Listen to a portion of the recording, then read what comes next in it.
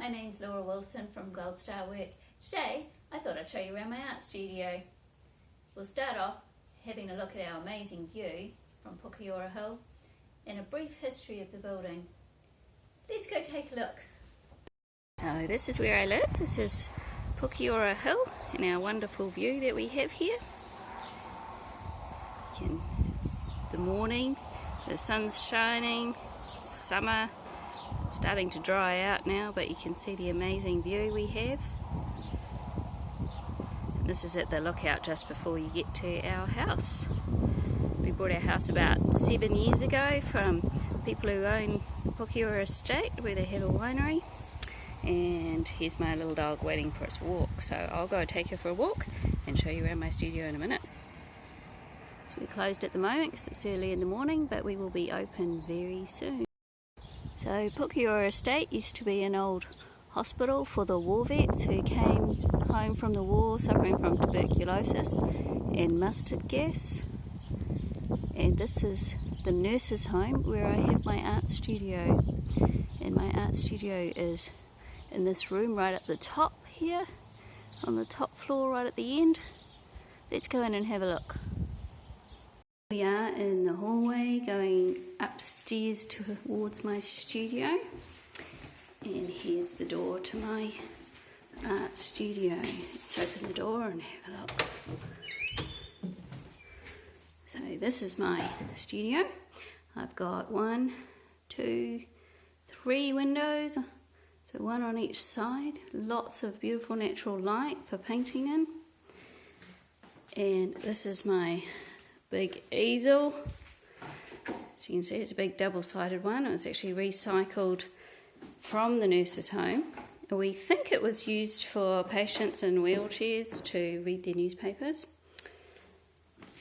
But it makes a fabulous easel. It's on a good angle and I've got lots of room to spread out on there. As you can see, there's a picture I'm working on at the moment. And then I sit here. And here's my painting setup. So I have my brushes sorted into small brushes and larger ones. I have the paints that I'm currently using for the painting right next to me. So they're easy access in my Stay Wet palette. And I do some mixing on a plate, but I also mix on my Stay Wet palette. And then we come around here. And then over here, I have my colour-coded boxes with all my different coloured paints in them. So I couldn't find a yellow box, so I just wrote yellow on that one. So I've got my different yellow paints. And the green box has the green paint in it. And the blue box has the blue paint in it. The red box has the red paint in it. And a few miscellaneous colours in here. Now, the only time I use my black paint here is when I'm painting the edges of the canvases. Varnishing. So they're all finished varnishing now. I just have to put the hooks on the back so they're ready to hang. And here's some pastel sketches that I did when we went to the beach last year, and they're hanging on the wall there and reminding me of our beach holiday. And I've painted these in acrylic back at the studio now. So a few more paintings on the wall, and this is the other place that I paint, is on the floor. So when I have got backgrounds and messy stuff to do that needs to be flat, I will do it down here on the floor.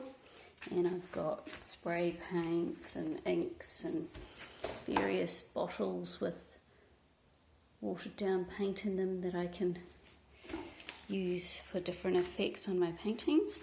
And here's some that are curing over here, where I've done a pour with acrylic paints in medium, and they're backgrounds for some seascapes that I'm doing. And here's another background with some tissue paper, that rough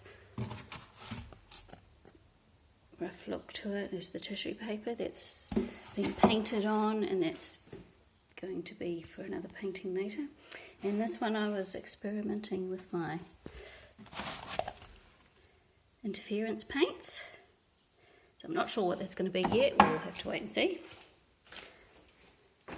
And then got another desk over here where I've just decided that this one needed a matte finish, so I'm just using a spray matte for that. And that's got the tissue paper background, so you can see all the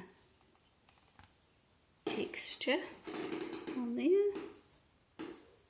Maybe you can see all the rough texture on there. So that one's nearly finished and ready to hang as well. I've got my little heater in here when it's cold, and all my canvases waiting to be painted. And here on the wall I have all my colour charts. So we'll go and take a closer look. So first off, I will find all my yellow paints and I'll do a sample of all the yellow paints. And over here I'll put a black strip in and then do the colours across, and this shows me how opaque or transparent the colours are. And I'll do the same with my reds, and the same with all my blues.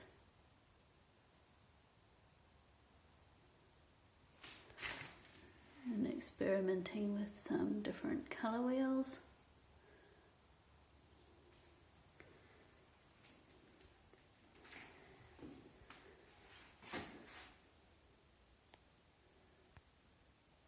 And I'll write notes so I remember which colour is which and how I made which colour. Mixed my own greens using, so I'll write the name of the blue and what yellow I'm using and all the different greens I can get, so that when I'm looking for a particular colour I can just look up here and know exactly how I mixed them. And this is my mixing blacks chart, which gets added to as I go. So these are very useful. And I also do mixing charts for different paintings. So these ones here in the drawer are ones that I've done for the river paintings that I did, mixing the colours of the water and the rocks.